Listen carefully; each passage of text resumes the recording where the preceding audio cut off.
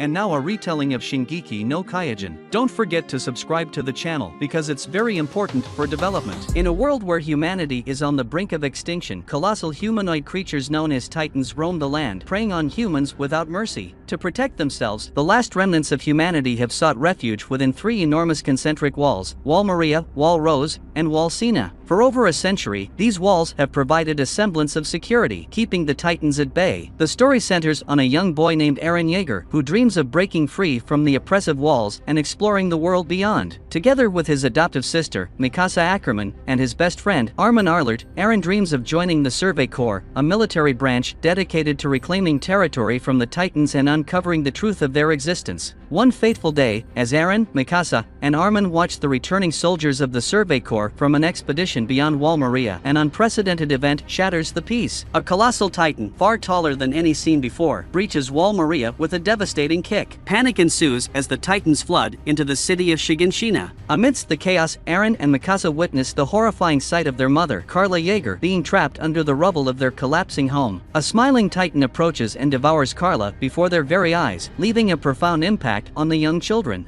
Stricken with grief and burning with vengeance, Eren makes a vow to eradicate every titan from the world, dreaming of a day when humanity can truly be free. His unwavering determination leads him to join the military's training program, where he hopes to acquire the skills necessary to become a member of the Survey Corps. As Eren, Mikasa, and Armin train alongside other recruits, they face numerous challenges, both physical and emotional. Their desire to confront the titans and seek answers drives them forward, forming unbreakable bonds with their fellow cadets, including Sasha Blouse, Jean Kirstein, Connie Springer, and Annie Leonhardt. During their training, a sudden titan invasion outside Wall Rose tests the resolve of the cadets. Despite the fear and chaos, Eren takes charge and leads his comrades into battle. His courage and determination inspire the others to fight back. The colossal titan destroys the wall's cannons, but it vanishes into a burst of steam before Eren prepares to attack its weak point. The military police regiment scrambles to evacuate the people of the Tros district and set up defenses before the titans enter the city. Assigned by Commander Kitz Warman of the garrison regiment to different squads, Mikasa helps with the evacuation, while Eren and Armin provide backup at the front lines. With the titans now in the city, Eren recalls his lessons that in order to kill a titan, they must strike the nape of its neck. As Eren and Armin's squad attack, their comrades are killed or eaten by the titans one by one, with Eren himself losing his left leg. Armin, paralyzed with fear upon seeing his comrades' fates, is picked up by a bearded titan and almost swallowed. Eren, recalling when he and Armin wished to see the world outside the walls, manages to drag and toss Armin out of the bearded titan's mouth at the last moment. He reaches for Armin with his left arm out of the bearded titan's mouth, but the bearded titan closes its jaws, severing Eren's arm and swallowing him. Armin awakens to find himself surrounded by Connie Springer, Krista Lenz, and Emer. As Armin heads back to the rear guard, he blames himself for not being strong enough to save Eren. Meanwhile, an abnormal titan approaches the city's exit gate, which is crowded by refugees. Once Mikasa kills the abnormal titan, she threatens a greedy merchant holding cargo to let the refugees pass first. After she is thanked by a mother and daughter, Mikasa has a flashback. In the year 844, a year before the fall of Wall Maria, Mikasa was targeted by 3 slave traders, who murdered her parents in a struggle. After Grisha and Eren discovered the corpses while making a visit, Eren secretly tracked down the slave traders to a nearby hut and killed 2 of them in an attempt to save Mikasa. However, the 3rd slave trader appeared and began strangling Eren. Encouraged by Eren, Mikasa overcame her fear and gained resolve to kill the 3rd slave trader. After the children are found by the military police regiment, Mikasa was invited to live with Eren and Grisha. Back in the present, Mikasa slays more titans and goes to help the other squads evacuate. The surviving squads, unable to reach the inner walls due to their omnidirectional mobility gear being low on gas, lose their fighting spirit as the nearby supply depot is overrun by titans. Mikasa seems unfazed after learning from Armin that his entire squad perished, including Eren. She rallies the others to reclaim the supply depot, inspiring them to join her in the attack, but Mikasa ends up running out of gas midair and falls into an alleyway. Jean assumes command, but he loses his nerve when he sees some of his comrades being eaten by titans. As a blonde titan approaches Mikasa, she prepares to attack with her remaining broken blade, but a mysterious titan appears behind her and brutally kills the blonde titan.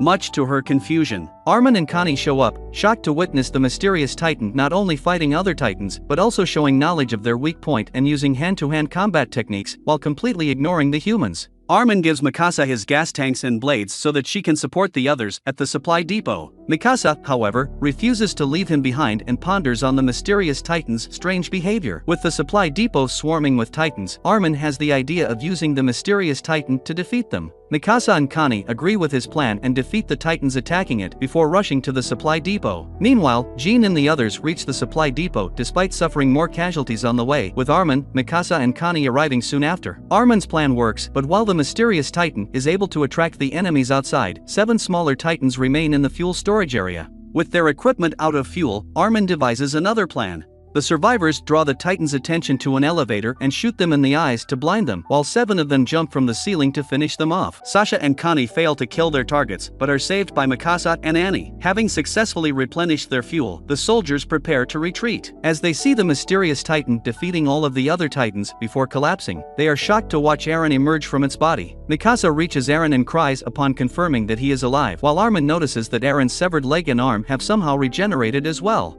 Captain Levi of the Scout Regiment and his squad successfully retake a town from the Titans until they are called to an emergency at the Trost district as the Titans have invaded the city. When Eren was eaten and swallowed by the bearded Titan, he found himself in its stomach along with the bodies of its victims. His rage at the Titans caused him to burst out of the bearded Titan's stomach by transforming himself into the mysterious Titan and going on a rampage against them. Although Eren's comrades saw him emerge from the mysterious Titan, they all agreed to keep it a secret and bring him back inside Wall Rose. However, Kit's also witnessed this and has his men aim their weapons at Eren. Armin and Mikasa try to defend Eren, but to no avail. As Kits fearfully orders the cannons to fire on the 3 of them, Eren recalls hazy memories of his father giving him an injection, telling him to reclaim Wall Maria and go to their home's basement with his key. In order to protect Mikasa and Armin from the cannons, Eren partially transforms himself into a Titan, sheltering them inside his ribs. Eren climbs out of the partially transformed Titan, telling Mikasa and Armin about the basement in his former house. He believes that it holds the secret to mankind's preservation and the key to destroying the Titans. Kits once again orders the cannon to be loaded out of fear. Eren comes up with 2 plans of escape. The first is for Eren to retreat as a Titan and criminalize himself in the eyes of humanity, and the second is to have Armin convince Kits that Eren is an asset rather than a danger. Armin comes to the conclusion that he can still defend his friends despite his cowardice, deciding to try and talk their way out of being executed. Armin tentatively convinces Kits, only to have him be overcome by fear and give the order to fire once more. The order is halted when Commander Pixis and his men intervene, sparing their lives. In return, Pixis asks Eren if he will transform himself to block the gap in Wall Rose to prevent more Titans from getting in. Eren agrees, regardless of whether or not he will be able to control himself as a Titan. As Armin helps Pixis' subordinates coordinate a plan, morale among the troops begin to drop as some want to desert and be with their families. Pixis silences everyone by reminding them that if they abandon this chance to finally win against the Titans, they will be subjecting their families to their terror, which convinces the troops to stay. Claiming that Eren is the result of a secret project to turn humans into Titans, Pixis plans to have most of the troops gather at a far corner of the Trost district to lure most of the Titans away, while Eren as a Titan carries the giant boulder to seal the hole. Along with Mikasa, Eren will be guarded during the mission by 3 of the best elites of the garrison,